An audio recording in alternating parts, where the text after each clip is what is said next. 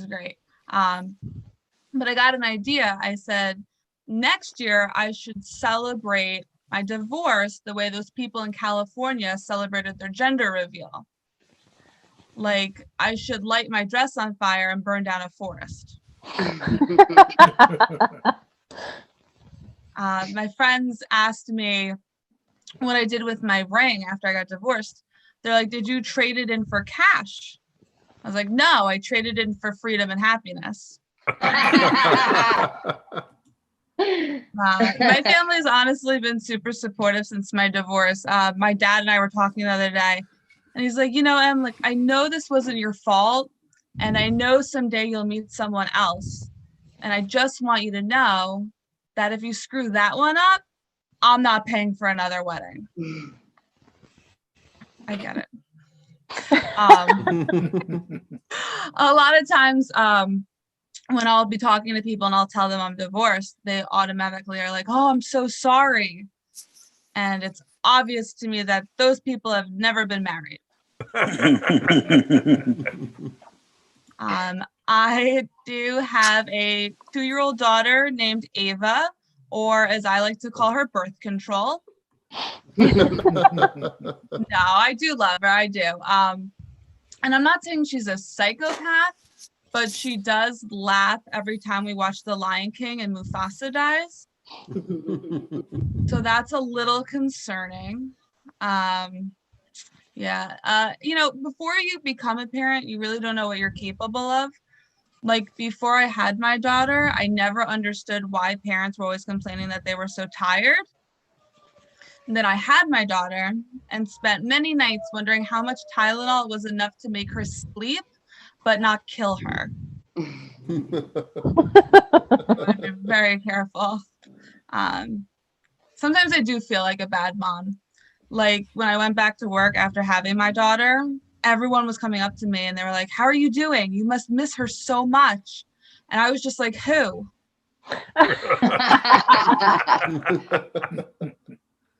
My friends ask me all the time what it's like being a mom. And I was like, basically, being a mom is having to pee all the time and never being able to go by yourself. That's pretty much sums it all up right there. Dating as a single mom has been very interesting. Like, I was talking to this one guy and he was like, I understand that I'll never be number one in your life because that's your daughter. And I just want you to know that I'm okay with being number 2. And I was like, oh, honey, you're like 5th at best. So I just feel like guys get the wrong idea about me because I'm a single mom. Like, they think I want more children, but I just want more sleep. Yes. Or they think I'm looking for a baby daddy and I just want a babysitter.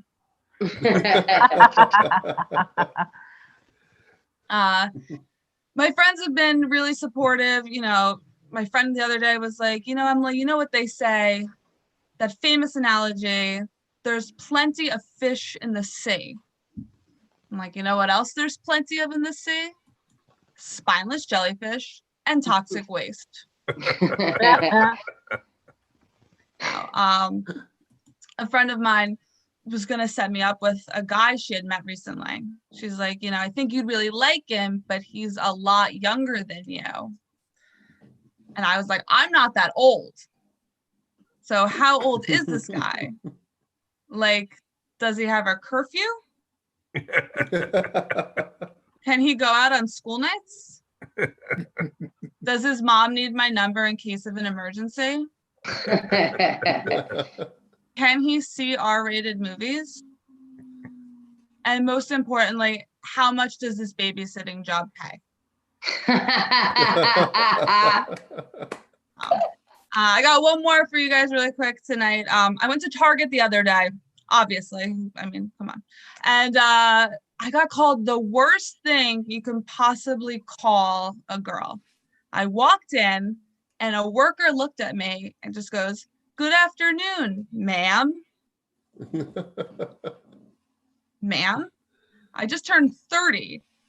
I was like, bitch, sure. Whore, sometimes.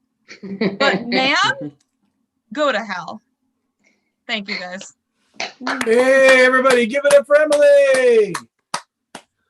And there's two things that you said that made me feel really old. You got divorced already? Damn. Yeah. And that she's setting you up with somebody that much younger? My luck these days, though, I get set up with all the old women. And if you think about that, it's terrible. Anyway, let's keep this going. I'm checking up the rest of the lineup here, and it's almost like a Reverend John reunion show, because I think just about everybody else on this lineup has been a guest on the Reverend John show, which is another one of my alter egos. But this guy, James, next guy coming up, very funny guy. Doesn't sin very much, though. So give it up for James Disalvo. James! Thanks. I went to vote early yesterday. Huge turnout. I waited in line for 4 hours. 4 hours. It was like waiting in line for Space Mountain and equally as disappointing. One of the machines was broken and I immediately thought, oh, voter suppression. Then it hit me. They can't suppress my vote. I'm white. It was ridiculous. I waited 4 hours to bubble into a sheet. That was it. It was like I was taking the SATs. In the old days, you used to feel like you were really doing something important when you voted. You went into a booth and you slid a shower curtain closed behind you.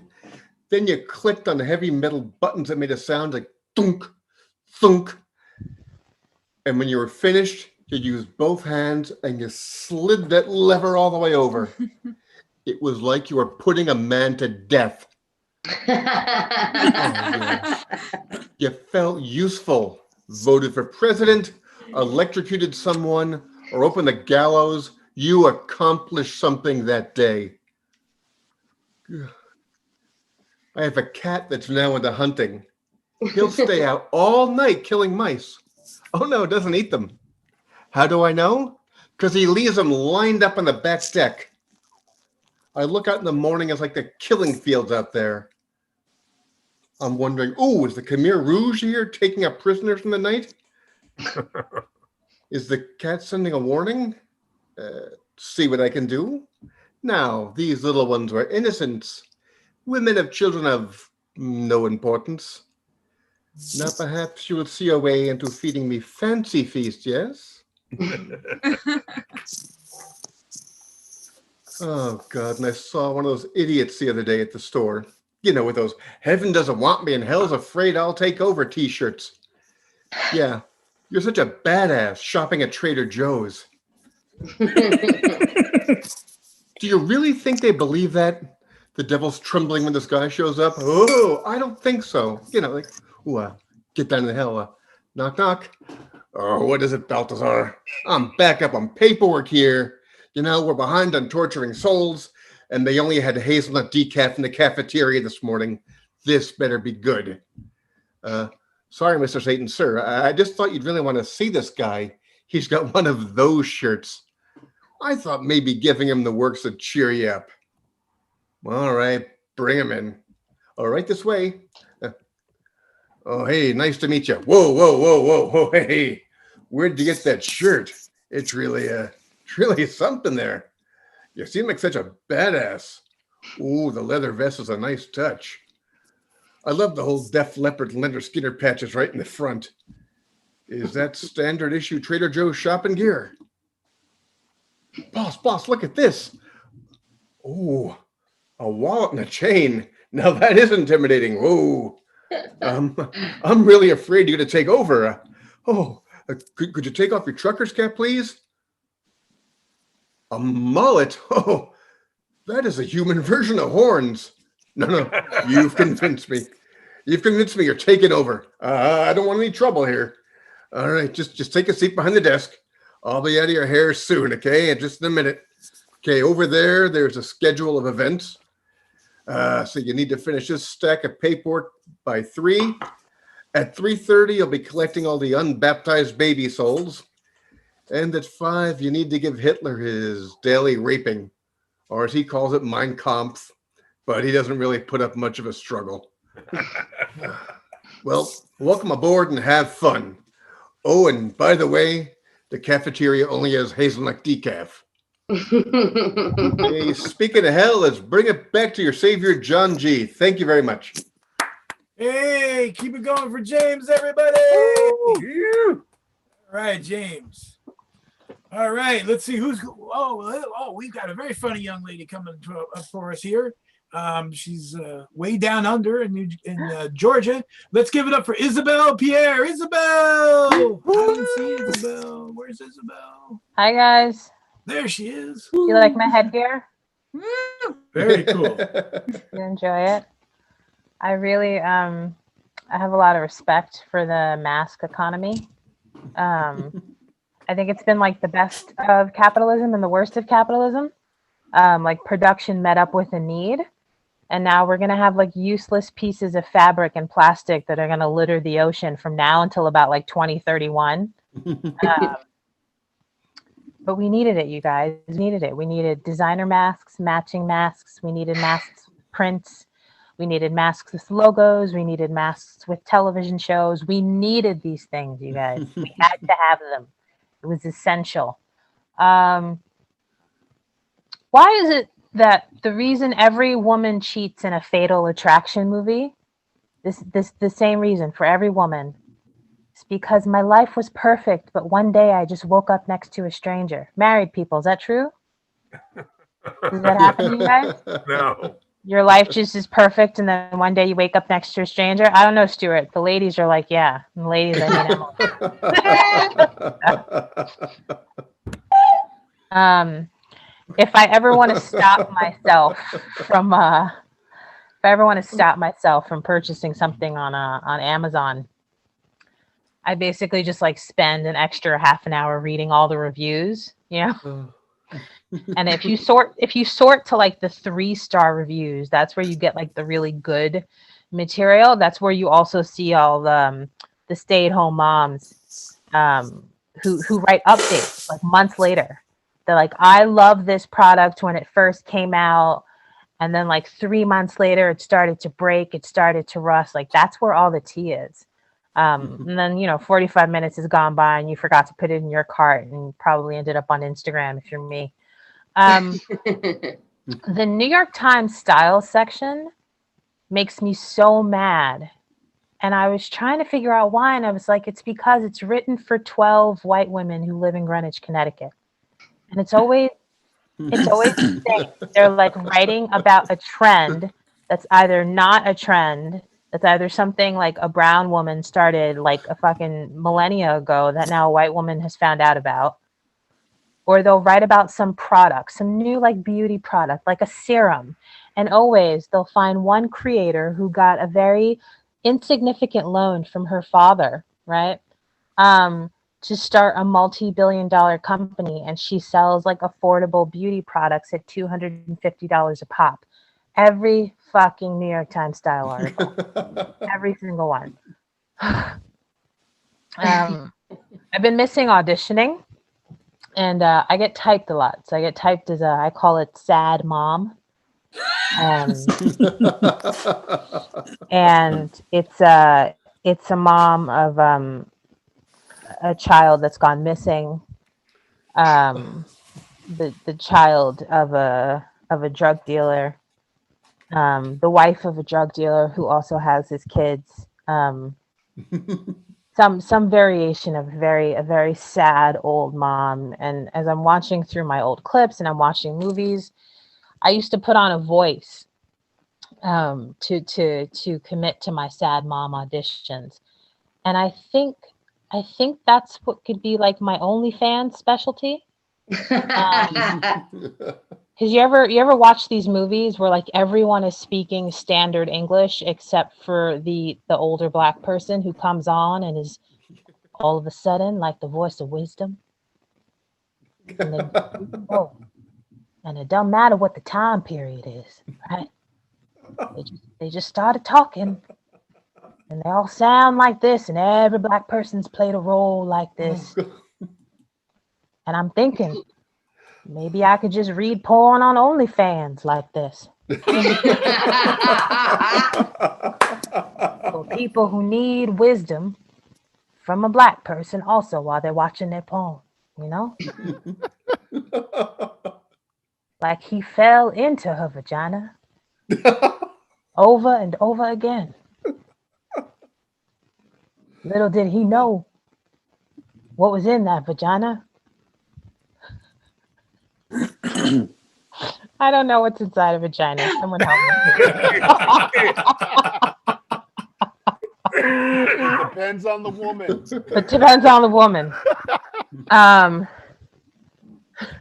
Death. Jeff. We now know who Jim dates. Emily didn't know that when she swallowed his cum, it was going to give her a bellyache. All right. That's it for me today, guys. I'm really happy I could share that.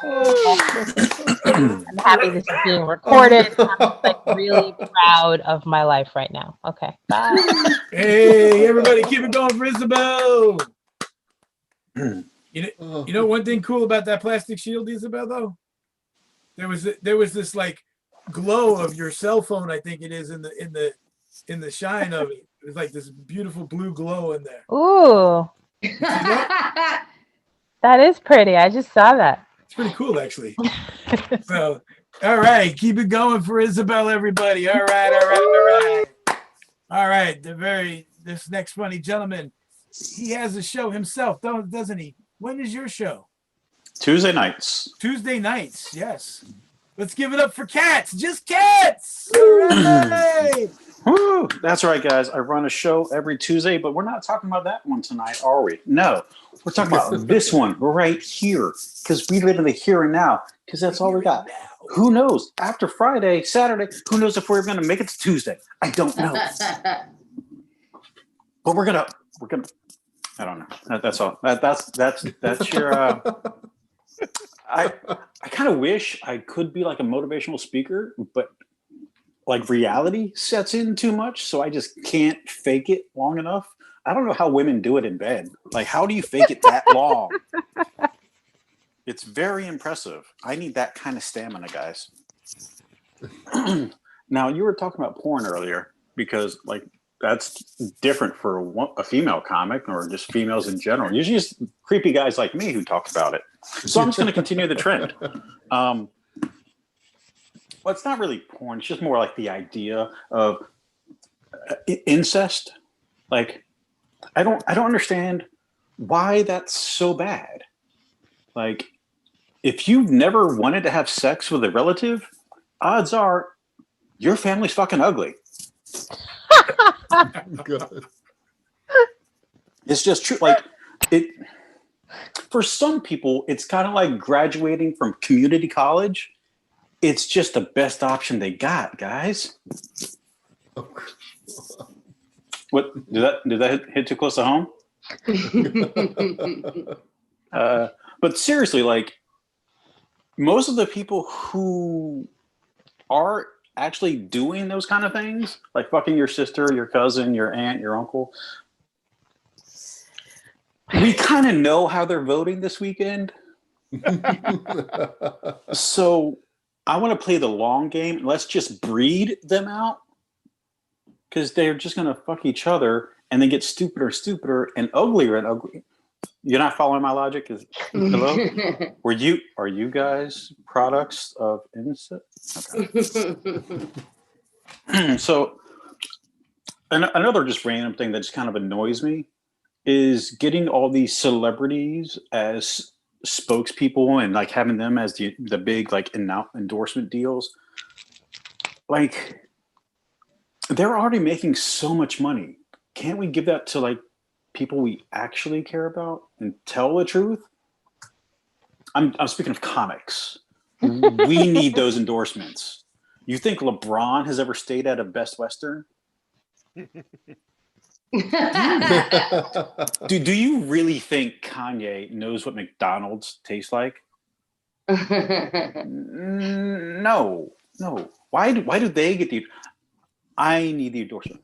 I know where the best restaurants are that are open after 3 a.m. and you can live off a $5 budget. Okay. Trust me. Not okay. All right. All right. Okay. Okay. I hear you. I'll work on that bit. But you know what I'm saying. You know I'm right. So going along with the whole celebratory aspect of life, we like to celebrate the firsts in things. Like the first person to walk on the moon, the first person to fly across the Atlantic, the first female to cross the Atlantic in a nonstop airplane. How come we don't celebrate the first person to like drink a glass of milk? Like who thinks about that kind of stuff? The first person to eat an egg. Do you really just go around eating shit? Just randomly? But really, the person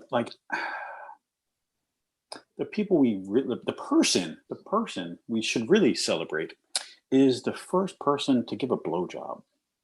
Mm.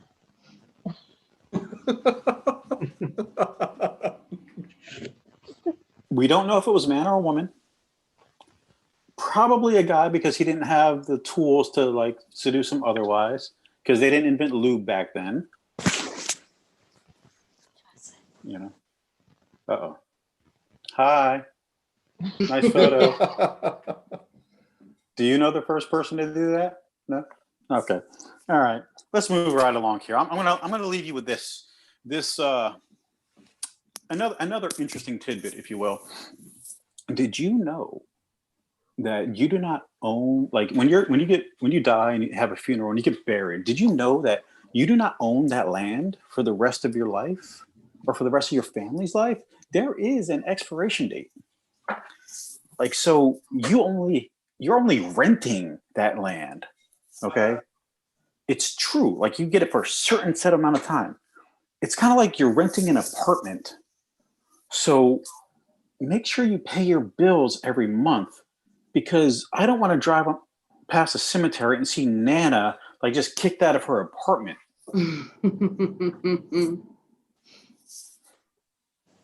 Yeah, that's that. I'll just leave you with that thought. You're welcome, guys. All right, give it up for cats, everybody!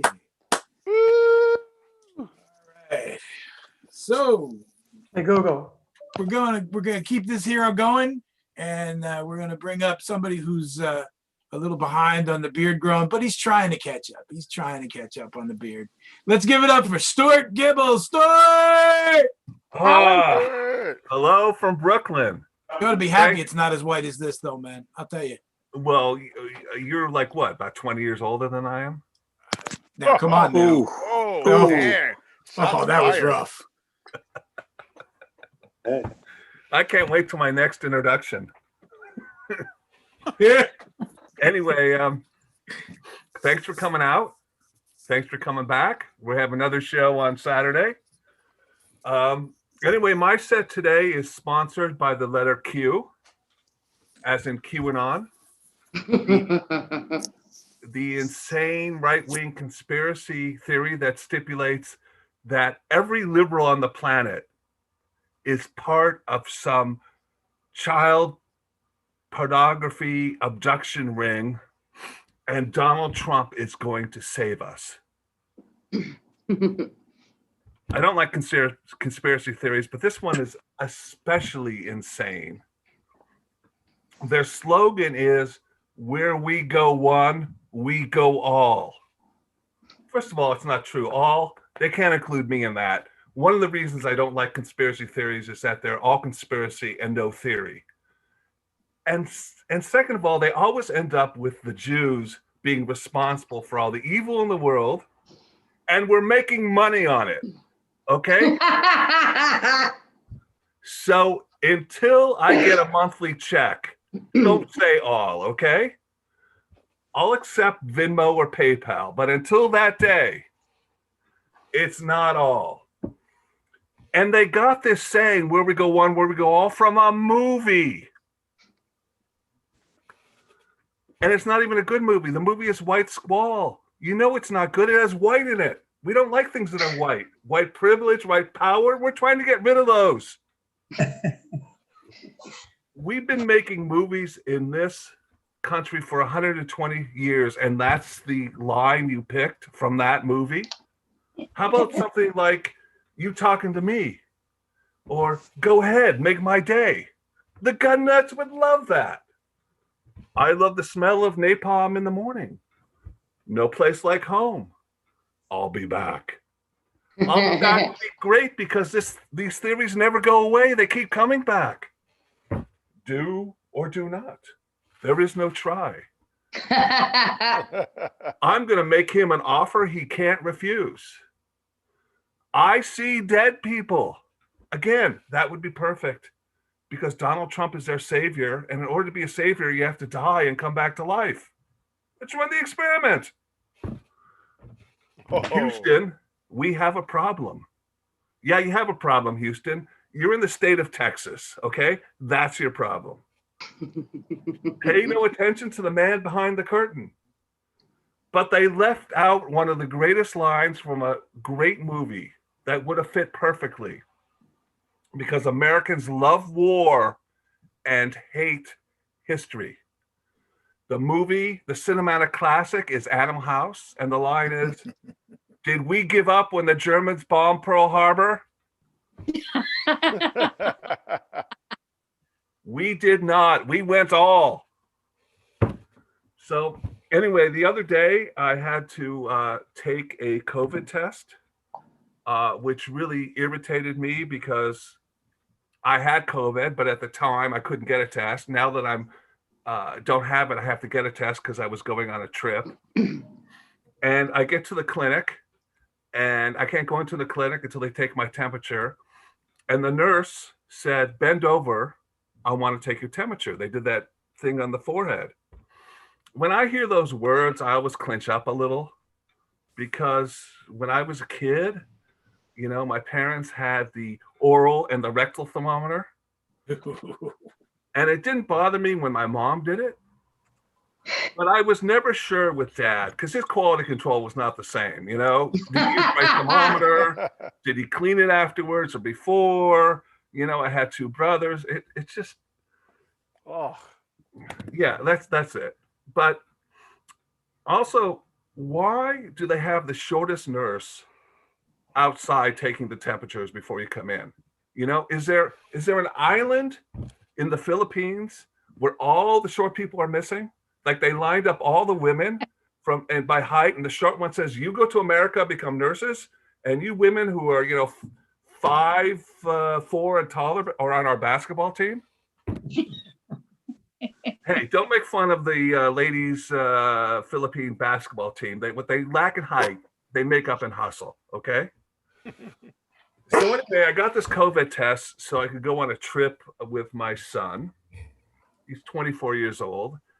And the problem is that as soon as I get together with my son, I regress. And boob jokes all of a sudden are funny. I mean, it's the opposite of everything I tried to do when I was raising him. You know, all of a sudden, hey, check out that woman. 3 o'clock. Oh, look. It's like eventually he goes, "Dad, it's 2020. And I think back and I realized that, you know, I made a few mistakes as a father. You know, I used to watch cartoons with them because they were nonviolent as opposed to most television programming. And what did we watch? We watched Pepe Le Pew. I mean, what lesson was I teaching him? You know, if she has a white stripe on her back, it's okay. You know, and then when we weren't watching that, we were watching the Marx Brothers. And Harpo was always chasing all the girls, you know? He wasn't really educated. And I think back, I go, well, I watched Marx Brothers with my father, you know? So I'm just as bad as he is. Although I never stuck the wrong thermometer in a butt, okay? We were digital. I have that going for me. Last night I had a bad dream. I mean, it was a nightmare. I was dreaming that I was back in corporate PR working in a cubicle and they were trying to get me to be on a softball team. Oh my God. I didn't want to go back to sleep because I was worried that I was going to get a promotion. Speaking of promotions, we have a show Saturday night. The link's in the chat. There's going to be prizes, and there's 2 more great comedians behind me. Thank you very much. Hey, everybody. Give it up for Stuart, everybody. Keep it Hey, going. Stuart. We love Stuart. He does all my All right, jokes. all right. I We're gonna don't do your jokes. I did no Terry Crews. You did, however, give a new meaning to the term double dipping, though.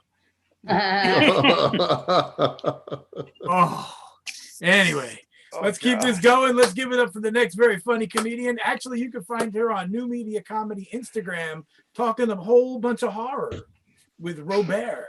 So let's give it up for Madeline Cahill. Madeline! What's up, Madeline! guys? Madeline. So I wrote all of my jokes down like this, and then I realized I accidentally put all of the most grotesque jokes I have in a single set, which is this set. And that's because I was drunk when I wrote it right now. So I'm 25. I've been doing comedy for like a little bit. I started comedy because when I was a kid, people used to tell me I was an old soul. And I was like, I thought that meant that I was like smarter and I like got things a little bit quicker, you know, like I was a little bit better than everybody else. And it turns out that's just an adult's way of letting a child know they're going to be an alcoholic when they grow up, which is just right on the fucking money. That was a good call. That was a good fucking call. I go by the pronoun she, her. I am a female or female adjacent, as I call it. I am a woman, but I'm voiced by a man, apparently. My character is voiced by a man. Like most women, I know I fucking hate my body. I have such bad body dysmorphia. My least favorite part of my body are my boobs. I don't like my boobs because I have big boobs, but I don't have like hot girl big boobs, like Selma Hayek heaving bosom, you know, and Zorro big boobs. Like I have the tits of a woman who sells cheese at a medieval fair. I have like the tits of a woman who makes really good chili for her son's football game. Like these, they're lived in, they're used up, and they're a lot hairier than I expected. I'm not gonna lie. I don't know what that's about. Really tragic stuff. I'm not a fan of old people. Not a fan of old people, old white people specifically. I come from a town of old white people, and they're the fucking worst. I have to go home to vote, so I have to deal with all the stuff, right? I go home to vote on local elections, all that stuff. I'm so really, and they're like, they'll put up signs that say like, vote no on education. What kind of bond level fucking criminal do you need to be to vote no on education? And you talk to them and you're like, why would you vote no on education? And they're like, when I went here, and you're like, okay, when you went here, it was a one-room schoolhouse with a dirt floor, you fucking dinosaur. What? How is this even a question? You're ridiculous. I got a great education when I went here. Really? Because the sign that you spelled education with a J. You spelled a juke shit. Like you didn't even, you know what I mean? You vote no on a juke shit. It's not great. You're not doing great stuff. I'm not excited. Can you tell I'm not excited to go home to fucking vote? I wouldn't have put my porn bit in here if I knew we were all going to be talking about porn, but I like it. I feel at home. I've been watching so much porn since quarantine. I need help. I don't know what. I don't even know if it's based on my preferences. I can't find any porn that is not family porn. That's not incest family porn. I don't know what's going on. Everything is like stepson finds stepmom in compromising position, you know, and you watch the video and you're like, she's got her arm in the fucking garbage disposal. That's life or death. That's not compromising. Help her out. Now is not the time to confess your feelings. Okay, these emotions are complicated. Lube her up, slip her out, and then we can talk about it. Okay, this is a little bit too much. Then again, I don't empty my garbage disposal butt ass fucking naked, so I don't know what the bitch is expecting. No, I do like watching porn. I get the worst post nut anxiety. You know what I mean? Like before I Isabelle, before I come, I can I watch the porn and I can make up little, you know, the characters talking to each other, like, you have a nice dress. I'm like, oh, you're very handsome or whatever. You know what I mean? Like I can put in voices.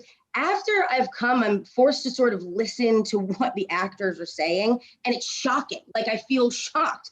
And I want to go up to the actress and go, do you kiss your mother on the pussy with that mouth? That is obscene. That is obscene. That's all I have. Hey, everybody, keep it going for Madeline. All right, all right. Okay. We got 2 more comedians to go. 2 more to go. But the next one, he's a very friendly gentleman hanging out in Brooklyn where the lady yelled at me out the window. Right? Let's give it up for Mr. Frond Cahill. Let's give it up for Frond. Yay, Frond. We love that motherfucker. He's yes, we do, that motherfucker. All right. Amazing. So, John, I see that you actually live in old Brooklyn where motherfuckers still yell at people from their windows. Not where I live in New Brooklyn. Oh, there's an old and a new Brooklyn? There is an old and new Brooklyn. My friends tell me that all the time. All my friends who grew up in Brooklyn say this Brooklyn is just full of pussies. They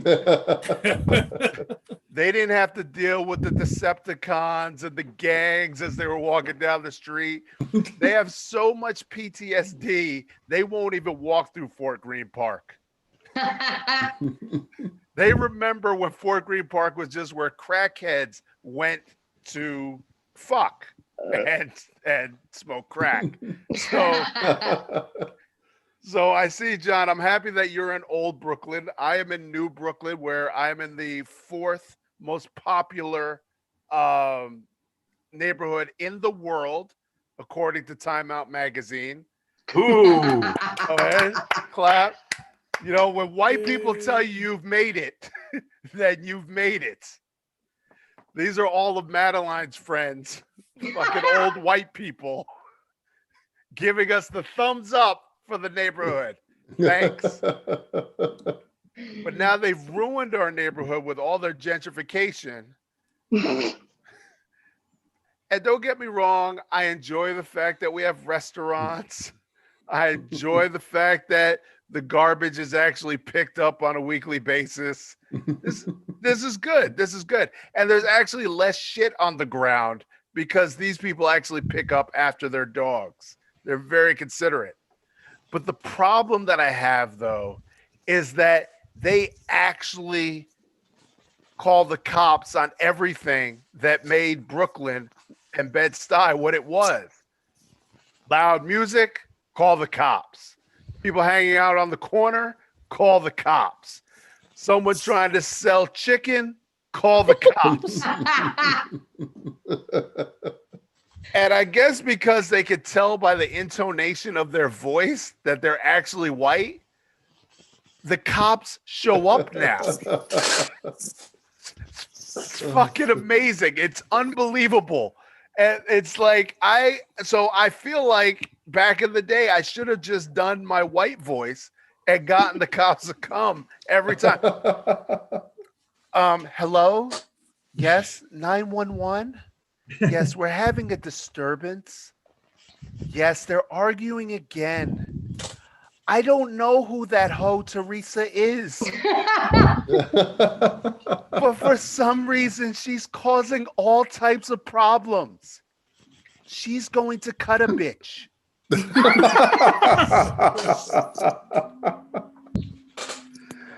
So now the cops actually show up, and now I can't walk around my neighborhood safe anymore because the cops are the motherfucking problem for me. Which means that now I feel like I'm living a Groundhog Day, where I keep on waking up black and wishing that maybe I'll wake up a different color.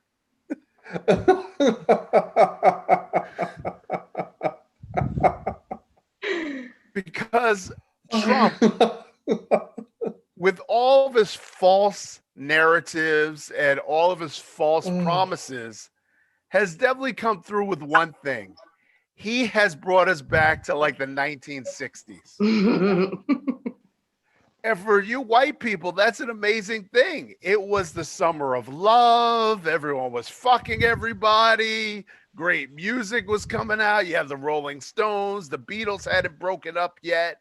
Fucking things are amazing. Woodstock was coming. Black people had fire hoses.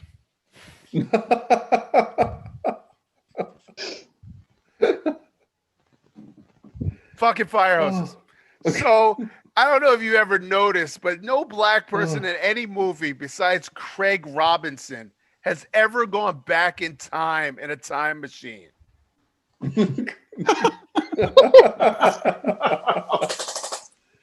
Every single movie has white people going back in time because it's so fucking fantastic. Choose a date. I dare you. Choose a date that we can go back to. I have no idea. I've been looking through old Encyclopedia Britannicas because Wikipedia lies, and I've been trying to find a year that would work out for me. So yeah, so Trump has made this into Biff's America. And I'm waiting for Marty McFly to come through and steal the fucking almanac and make everything right again. But even then, there's still no black people in that future either. You'll never be happy. No, I'll never be happy because this shit is hard. It's hard. And here I am as a black father in his son's life, trying to raise him right so that he won't become a Terry Crews. Oh, shit. But no, black fathers who are involved with their kids get just destroyed by everybody. Richard Williams, LeVar Ball, Bill Cosby. Bill, don't try to act like you didn't all love Bill Cosby. He was America's fucking dad. This guy did everything for all of you. He taught you all how to be good citizens. He raised Theo with his dyslexia. He was great. He let everyone come back into his house afterwards. He basically showed the way for all these millennials that came back home after they graduated from college. He was ahead of his time. Now you get on him because he gave a couple of horse pills to a couple fucking actresses and sucked on their toes. Anyway, I digress. I'm trying to be a good father. But the problem is that my son, I realize, has a weird sense of entertainment.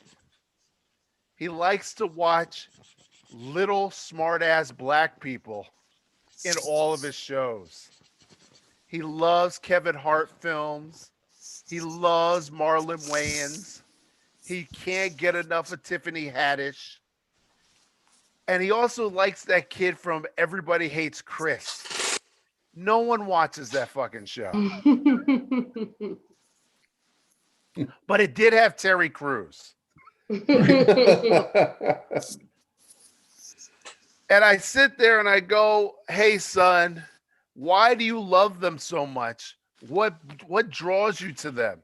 And he just says, they're just funny, Dad. It's funny to see that type of black person because I don't get to see them in my life. Why?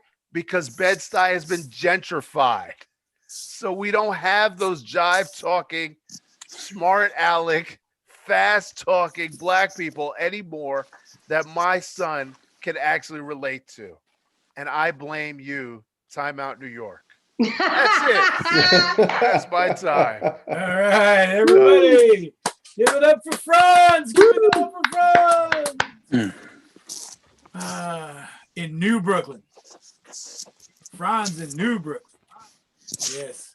All right, we're going to bring up your last comedian, our headliner for this evening. He has a special on Amazon Prime called Not Dead Yet. He is here again this evening, still trying to prove that. Everybody give it up for Jim Mandrino. Not dead yet. He's alive. That's debatable. That's very debatable. That's, I'm going to start by talking about doctors because I've spent this last week constantly in the doctor's office. And here's the annoying thing. I was sick a couple of weeks ago and I started getting better. And then last week I had a surgical procedure done and felt like $1 million. I just felt amazing. So I had the follow-up visit this Tuesday. And when I got to the office on Tuesday, everything's going good. I walk in the office, the doctor's there. And first of all, going into the office. This is a doctor that's been treating me since I had my accident 6 years ago. And I've known him now about 13 years.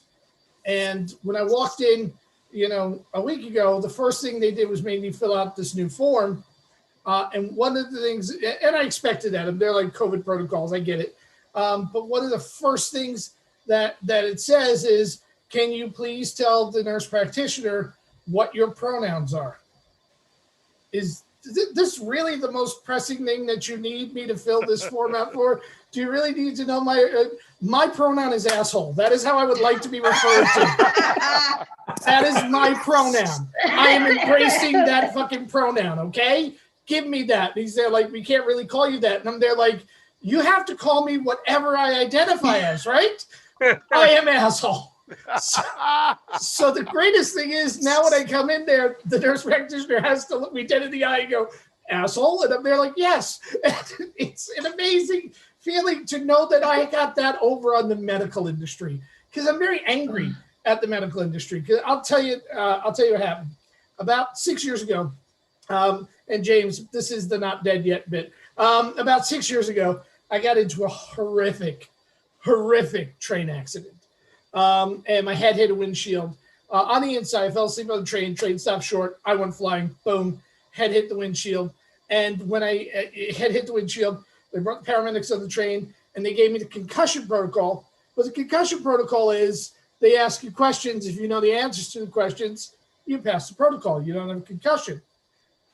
I'm a comedian and an improv artist. I'm used to answering questions. They were asking me things. What's your mother's maiden name? I made shit up. They totally thought I was fine, but I'm in the middle of an improv game. So here's what happened. For the first 2 weeks after the accident, I was relatively okay. And then week number 3, I started forgetting things. Not big things, just things like where I live, who I live with. I actually started after gigs driving home to my ex-wife's house, which, let me just tell you, we weren't doing well at that point in our relationship. That's not someplace you want to show up and claim it's a head injury. And so I started going through all this. And the big one was I would start looking at words on paper or screen. I have no idea what it was. Just shapes. I lost the ability to read and write. So I went to the doctor and I said, I think I'm concussed. And the doctor goes, well, no, you would have presented immediately. It's not a concussion. You obviously have early onset dementia. Gosh. That's a diagnosis. So you're saying my head hitting a windshield at 60 miles an hour isn't the cause of me forgetting shit, but that it's probably that I have this debilitating, disease that's going to kill me. And he's there like, yes. And I'm there like, oh, you know what? You're the professional. You're the one with all those fancy degrees from some Caribbean university I've never heard of. I'm going to take, that's just the quality of my insurance right there. So I'm going to take your advice for it. I'm there like, but can we just maybe check to see if I have a concussion? He said, like, you don't have a concussion. I'm telling you, this is what you got. So I'm going to do a battery of tests and we're going to see how bad you are. And then I'm going to give you a follow-up visit and recommend you for end-of-life counseling.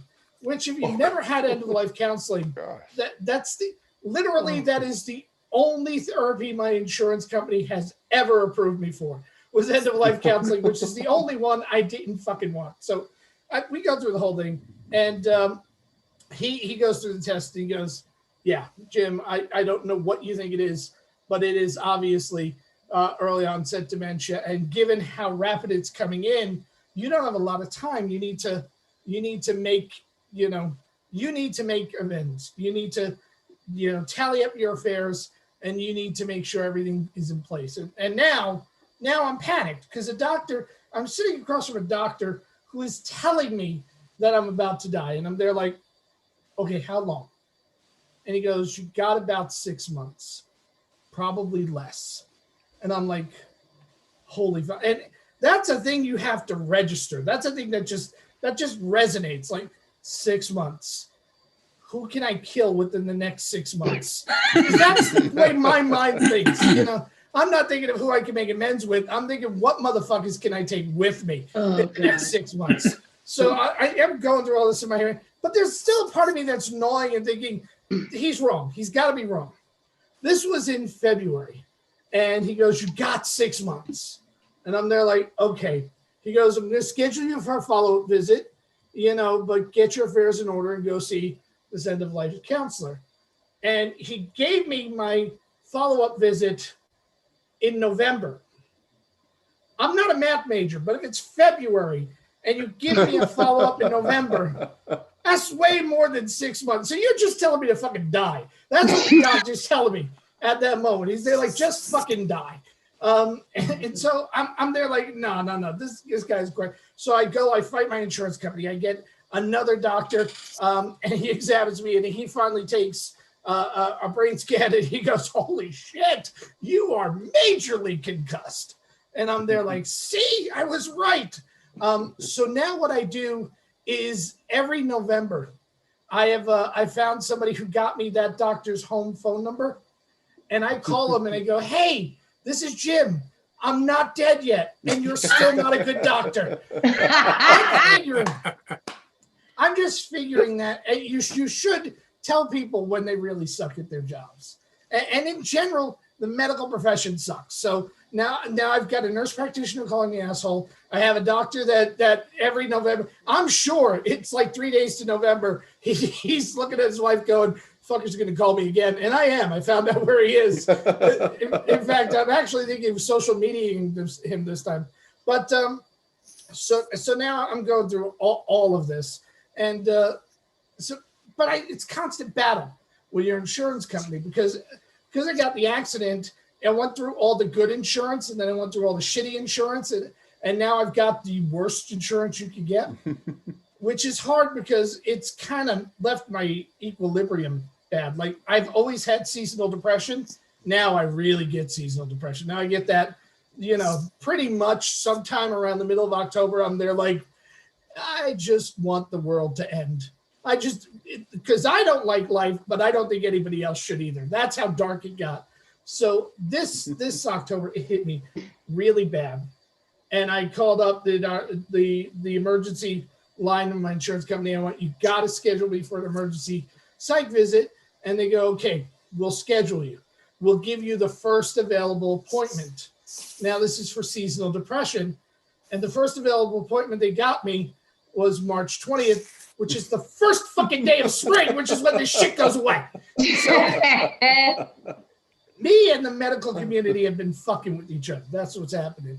And so now I go into this doctor, and they always take your temperature now when you go in with the electronic thermometer. And I am nothing if not my dad's son, because I always ask what the number is, because I'm such a degenerate gambler. I keep playing that number, so today I'm playing 97.9, and I'm figuring that's just, a little way. If it hits, I got something good out of the pandemic. That's just what I'm saying.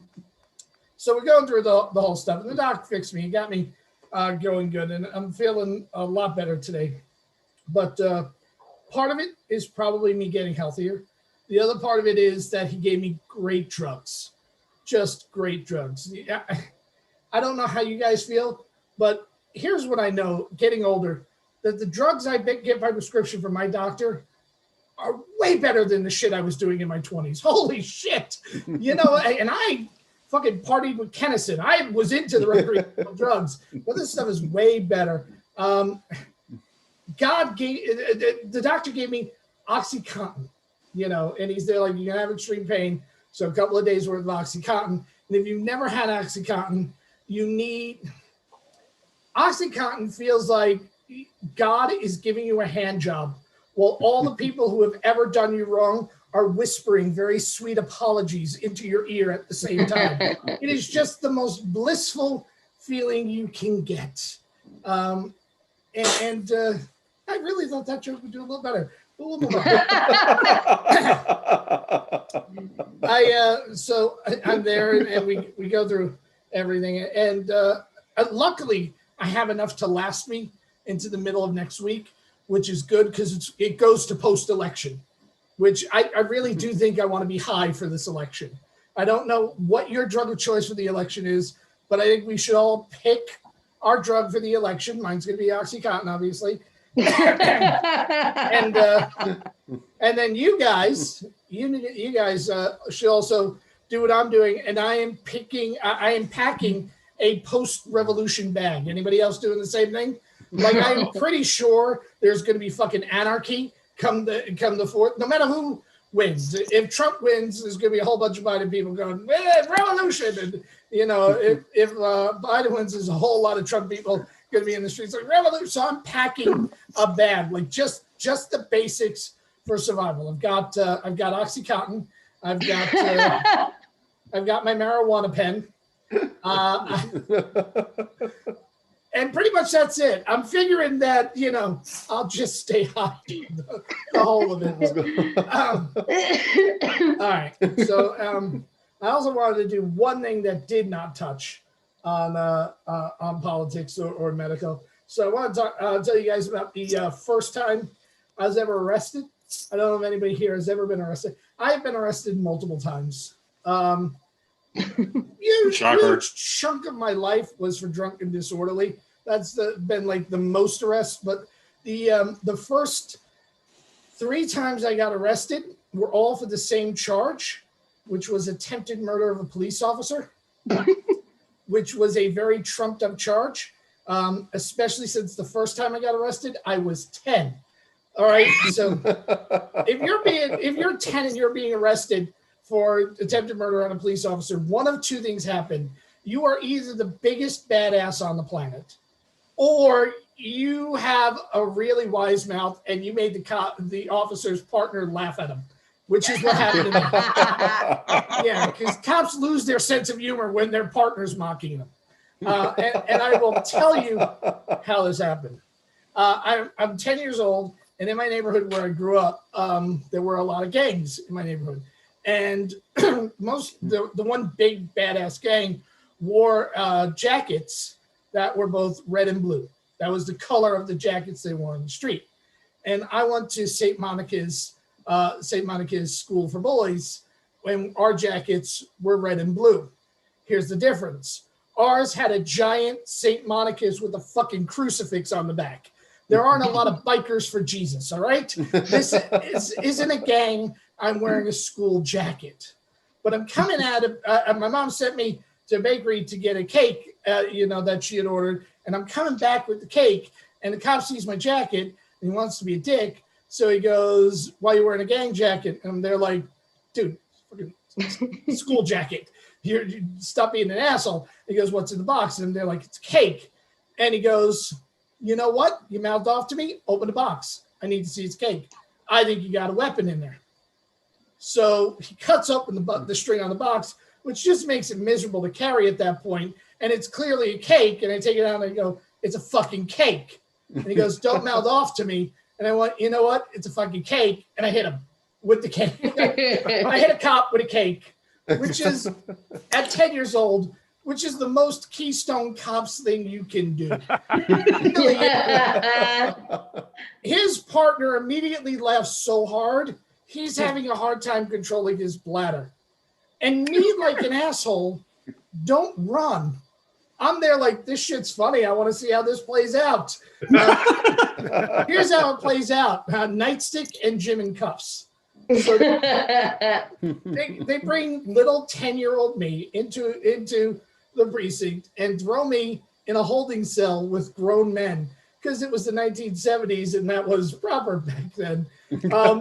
So I had like this 6'4" dude look at me and he goes, what are you here for? And I went attempted murder on a police officer. And he just walked the fuck away. It was the greatest thing in the world. He said, like, I don't know if this dude is serious, but I am not hanging around to find out. He clearly doesn't care about anything. And of course, my dad came and they wound up releasing me. Here's why they released me, because he didn't want to go into a court and have that on the official record and a fucking 10-year-old hit him with a fucking cake. No cop wants that. So it was just literally holding me in the cell until my dad came. But my first arrest was for attempted murder of a police officer. And it is still, to my day, kind of the highlight, like the most badass thing I did as a 10-year-old. It was that, and basically hitting the gym teacher with a dodgeball. Those were my 2 claims to fame at 10 years old. And I think that's a pretty good childhood. So I'm going to turn you back over to John. Goodbye, everybody. Hey, keep it going for Jim Mandrino. You know, Jim, I know you had it really rough this week. And you know how I know you had it really rough this week? How? Because I saw you on Tuesday and you were told not to talk and you didn't even try. Yeah. That's when you know Jim's having a rough week. Anyway, keep it going for all the great comedians that were on this show. Everybody, James, Stuart, Madeline, Frond, Katz, Emily, Isabelle. Did I miss anybody? I hope not. Carol Montgomery. Yes, Jim Mendrinos. Yay! Hey, John, and give it up for the audience. Thanks for them all coming. Yay! We love audience. And there is a show on Saturday night. There is a show on Saturday night at 9 o'clock. Is that right, Jim? That is correct. So Saturday get your night tickets at 9 early. o'clock. Yep. All righty. And if anybody of you know anybody in Jackson, New Jersey, Jim, Emily, who else is going to be there? Leanne, Gemini, we're all going to be in Jackson, New Jersey on Saturday, on the November 12th.